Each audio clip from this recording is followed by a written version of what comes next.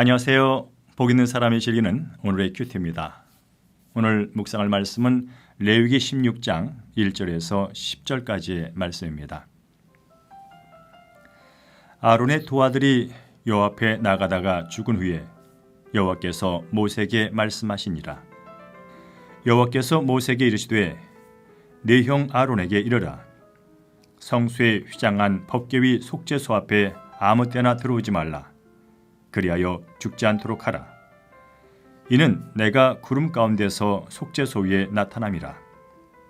아론이 성소에 들어오려면 숫송아지를 속죄 제물로 삼고 순양을 번제물로 삼고 거룩한 세마포 속옷을 입으며 세마포 속바지를 몸에 입고 세마포 띠를 띠며 세마포 관을 쓸지니 이것들은 거룩한 옷이라.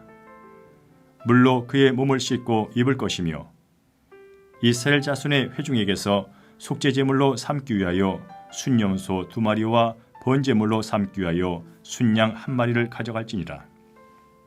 아론은 자기를 위한 속죄제에 숫송아지를 드리되 자기와 집안을 위하여 속죄하고 또 그 두 염소를 가지고 회막문 여호와 앞에 두고 두 염소를 위하여 제비 뽑되 한 제비는 여호와를 위하고 한 제비는 아사셀을 위하여 할지며 아론은 여호와를 위하여 제비 뽑은 염소를 속죄제로 드리고 아사셀을 위하여 제비 뽑은 염소는 산채로 여호와 앞에 두었다가 그것으로 속죄하고 아사셀을 위하여 광야로 보낼지니라. 아멘. 네, 본문은 하나님 백성의 죄와 부정을 씻는 일에 대해서 대미를 장식하는 속죄에 대한 내용이 되겠습니다. 먼저 1절과 2절을 보면 아론의 두 아들 나답과 아비후는 하나님이 명령하지 않은 불로 분향했다가 목숨을 잃었다 하는 그런 사건을 먼저 소개하고 있습니다. 하나님을 향한 경외심이 없는 제사, 하나님의 뜻대로 하지 않고 하나님이 기뻐하지 않는 예배는 우상 숭배에 다름없기 때문에 하나님의 진노를 피할 수가 없는 것이죠. 하나님은 휘장 안에 있는 지성소에 대한 경외심을 일깨워 주었습니다. 한마디로 지성소는 아무나 아무 때나 출입해서는 안 된다는 것이죠. 하나님이 구름과 함께 좌정하시는 지점인 언약궤 덮개가 위치한 지성소가 휘장으로 가려져 있는 것은 바로 하나님을 보고 살 자가 없기 때문에 그렇습니다. 따라서 지성소는 1년에 딱 한 번 대제사장 위에는 아무도 들어갈 수가 없습니다. 물론 대제사장도 1년에 단 한 차례 속죄일, 속죄제사를 드릴 때만 들어갈 수 있다는 말씀이죠. 그러나 이제 우리는 휘장을 찢으신 예수 그리스도 안에서 언제든지 담대하게 하나님의 은혜의 보좌 앞으로 나갈 수가 됐지요. 이것이 얼마나 놀랍고 큰 은혜인지 모릅니다. 바로 예수님께서 우리를 대신해 십자가에 달려 죄값을 지불하시고 그의 피에 의지해서 언제든지 하나님께 나갈 수 있도록 모든 길을 열어놓으셨기 때문에 그렇습니다. 3절부터 5절까지 말씀은 거룩함을 위한 준비에 대한 내용이 되겠는데요. 대제사장은 속죄일이 되면 지성소로 들어가기 위해서 자신을 성결하게 해야 했습니다. 대제사장은 이때 값비싸고 화려한 옷을 입을 수가 없었고요. 세마포 옷을 입어야 했습니다. 하나님은 세마포 옷을 거룩한 옷이라고 4절에 말씀하고 있습니다. 기록에 따르면 대제사장은 속죄일 전 7일 동안 성전에 딸린 방에 거하면서 자신을 준비했다고 하죠. 7일 동안 대제사장은 온몸을 깨끗하게 씻고 옷을 갈아입은 후에 손발을 썼으며 아침마다 향을 사르고 등불을 정리했습니다. 세마포 옷은 정결함을 상징합니다. 하나님은 죄를 용납할 수 없기 때문에 정결한 마음의 자세, 준비가 필요한 것이죠. 우리들 역시 더러운 죄의 옷을 입고 하나님께 나갈 수는 없습니다. 따라서 예수 그리스도의 피로 옷을 정결하게 한 후에 우리는 예수 이름에 의지하여 예수의 피에 의지하여 하나님 앞에 나가 하나님의 은혜를 구하고 하나님의 임재를 맛볼 수가 있게 되는 것이죠.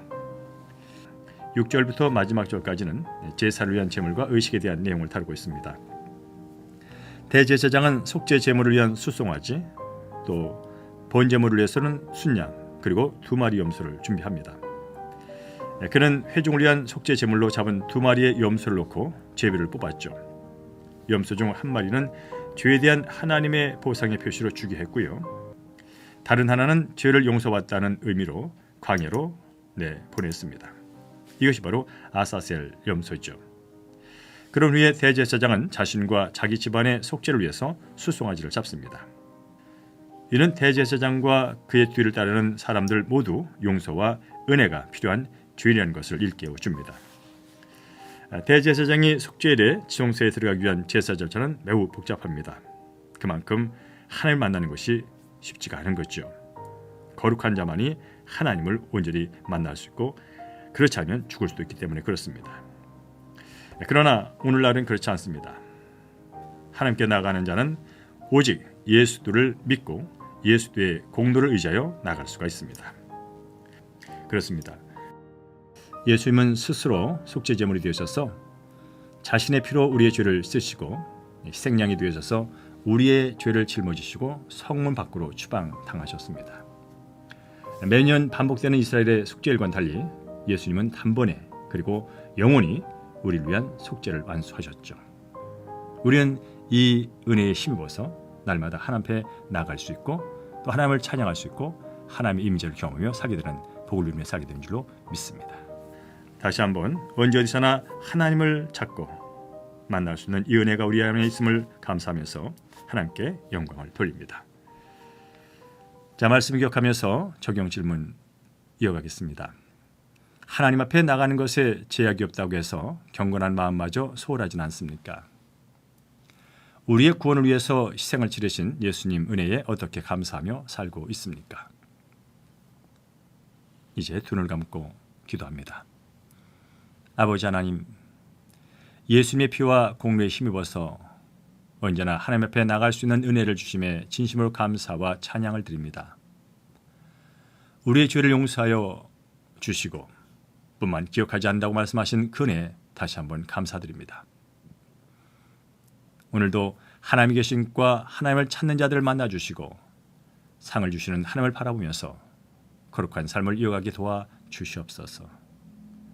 모든 것 예수 그리스도의 이름으로 축복하며 기도합니다. 아멘.